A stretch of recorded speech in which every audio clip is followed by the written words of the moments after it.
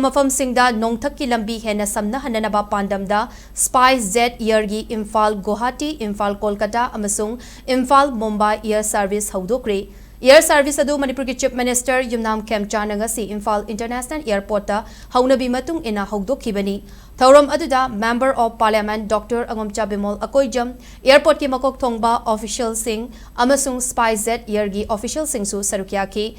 Thauram aduga mari lenana Chief Minister Khemchand phongdokhibada Spicejet Airgi Imphal Guwahati, Imphal Kolkata amasung Imphal Mumbai Air Service houdokhliba asina air connectivity hengat handuna miyamna Imphal dagi atopa state singda chatpada chauna khudong chaba piragani.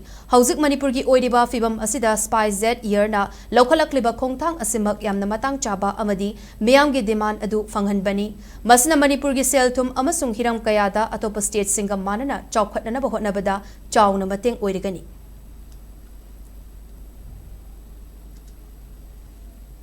Congratulate Spicejet for launching these flight services to Guwahati, Kolkata and Mumbai.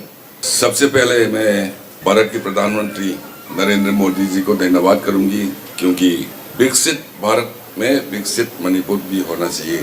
तो इस बात के लिए कि अभी national highway में buses बहुत दिक्कत से जा रहा है, तो everyone is going by air.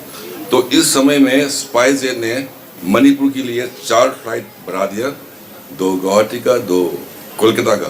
थोड़ा टिकट की प्राइस की ध्यान रखिएगा। Thank you everybody.